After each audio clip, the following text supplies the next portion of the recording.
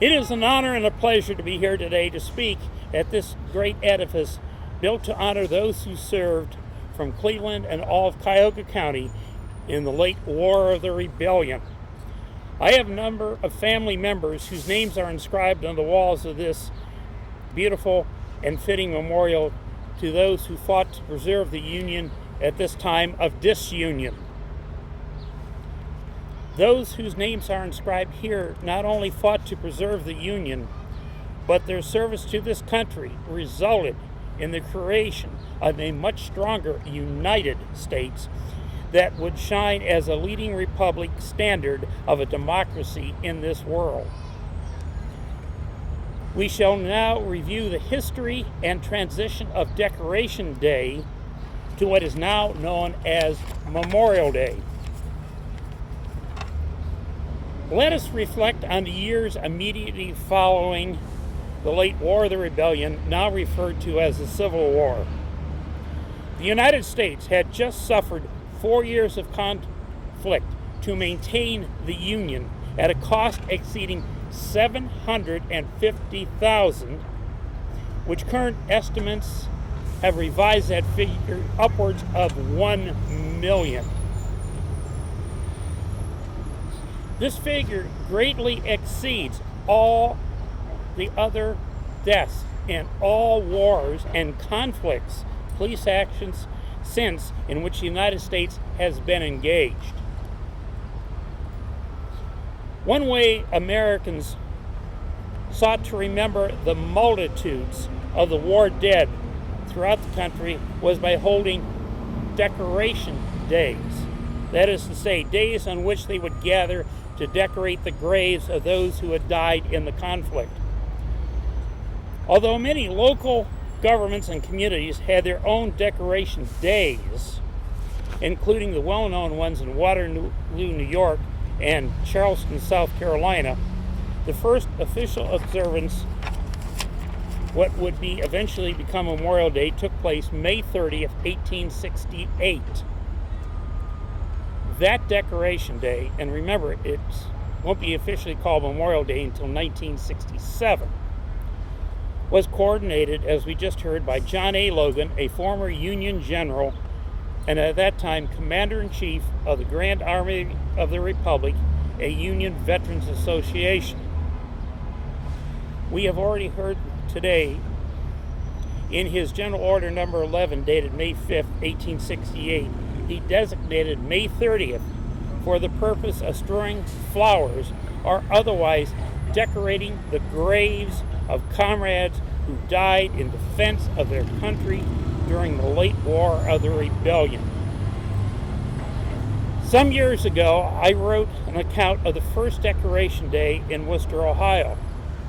After having an early lunch that day, all the children in the Worcester City Schools, with their teachers and many of their parents, were paraded from their respective school buildings throughout Worcester to the Worcester Cemetery, where they strewed flowers on the graves of those who had given their life in defense of their republic.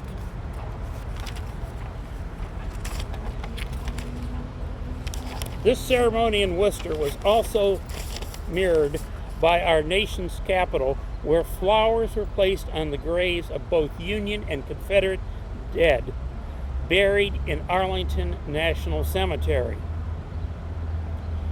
In addition to decorating the graves, Decoration Day was also observed with fitting services and testimonials of respect as circumstances permitted, according to General Logan. Veterans and their loved ones, as well as widows, orphans, and other bereaved, responded to Logan's call with electricity. That year, 1868, cemeteries in 27 states decorated for Decoration Day, and observances only grew in the years that followed. By 1890, all the northern states had an official state holiday. The South didn't celebrate Logan's Decoration Day until after World War I, when the holiday shifted to honoring Civil War dead to honoring the American dead of all wars. Instead, the Southerners memorialized the Confederacy dead on locally days designated throughout spring and early summer, often on important dates such as Joe Johnston's surrender, Stonewall Jackson's death, or Jefferson Davis's birthday.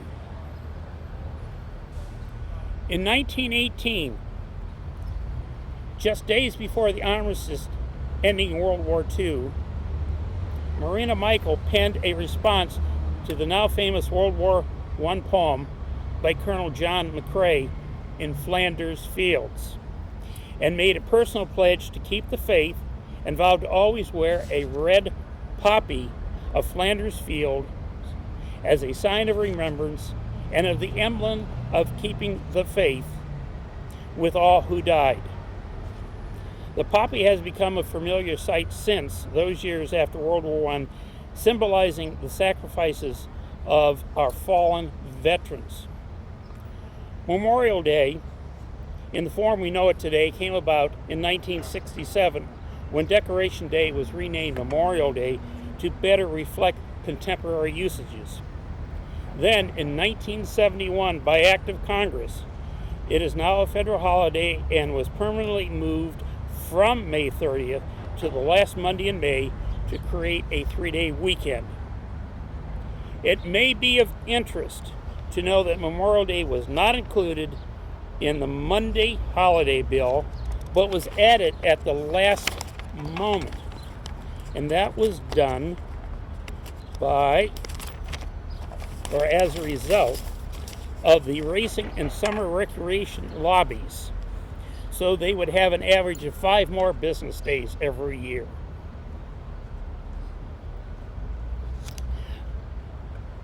Let us here today reaffirm to continue the tradition honoring our veterans who have passed, and here resolve to remember the sacrifices given in defense of our democratic republic, a nation of constitutional liberties, and as Lincoln so promptly said and pointedly in Gettysburg, November 18th, 1863, a country of the people, by the people, and for the people. As we go forth from this place today, which memorializes those from Cuyahoga County who responded to President Lincoln's call for volunteers and served 150 years ago to maintain the Union, please make it a point to seek out and thank a veteran for their services, lest we forget. Thank you very much.